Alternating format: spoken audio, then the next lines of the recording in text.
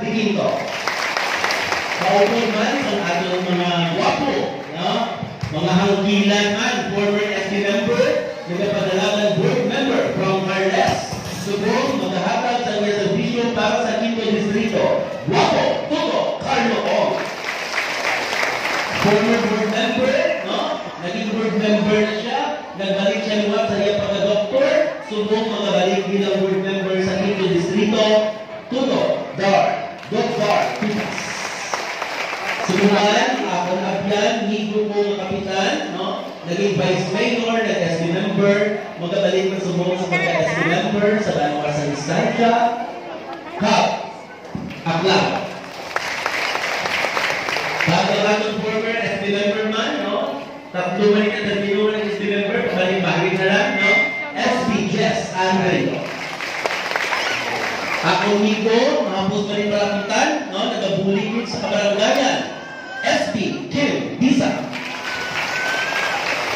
Kag ang mga pamilya na nagahatagid bulig sa barangay Takbuyan, wala nagakapierde sa barangay Takbuyan, subong nagdunar sa buta sa aton nga cover gym kag sa aton nga kalsada ang aton gid nga amigo Noy Maluta Cordero. Sinuloy ninyo sa ibalo sa akong mga pumuluyo kag ang Cordero family. Amo ini ang naghatag sa donasyon sa aton nga barangay hall at sa mga right of ways na itong pagwak sa atong barangay hall. So, palakpakan tayo si Espinino Cordero Manunda. Kag ang amon ni Guwapo, no? Dalagson din babae man kag agi dalagson ni. Toto Luigi Cordero. Hagang aton man, pinalangga mabayis mayor si Toto Mark, no? Wala man diri. Kag sino pa nga SB ang wala? Ang akong migo, taga-Takbuyan. Isa lang kasinggit, arak na yun kadalagan. SB, itik, kalibre. Sa akong man, talang yung mga bisita, sa akong mga nagawad, sa akong mga pinalangga, mga appointed, kag pumuluyo.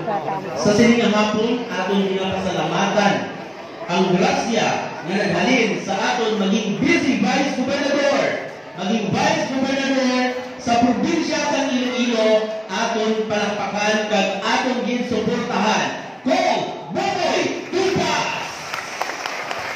So, arin natin hambal pa lang ng aton Vice Mayor, aral na siya si Toto Mark. No? So, sa siningang hapon, nagpasalamat din kita na ang isa kita sa mga benepisyaryo sa panghatag sa bugas para sa bilog ng istansya. Ang ining grasya wala ni pili.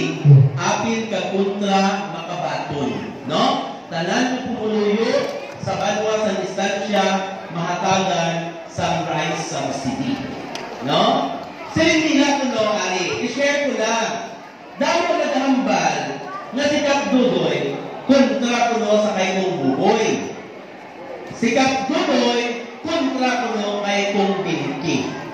So sa sining hapon, akong ginadeklaran, ang ginapangabay sa akong mga pumuluyo na ang atong suportahan sa pagka-congresswoman sa 5th Distrito, Pinky Montislaros Tupas. Kasunod sa atong Vice Governor, Raquel Buboy Tupas. Ang ina nga mag-asawa, nakita nyo, nagapungkok kamo sa matahong nga overgym na ginhatag ni Congressman Raul Buboy Tupas ang atong pinalanggang mga congressman. Nga hindi natin sila magsuportaran. Tungod, ara na, nga amalagyo pa kita, nga amangita pa kita, kaya ang proyekto na nalagot sa barangay Takbuyan. No? Gani, gapangabayan ako sa akong mga pinalangga ng mga pumuluyo. No? Wala na sa pangduha-duha. Wala na sa paminsan pa. Ibutang na din natin kag suportaran ang magiging congresswoman sa 5th Distrito, Congresswoman Pinky Tupas. No? Pabayda ang naghahambal na kontra ako sa mga Tupas. Ang importante, kung na ako kay kong Pinky, kagay kong Boboy. Ang importante, madaog si Pinky Tupas kag si Boboy Tupas sa barangay Takbuyan. Amo lang ninaya ang ako ng hambal. Ita, hindi ko lang sa inyo nasapak.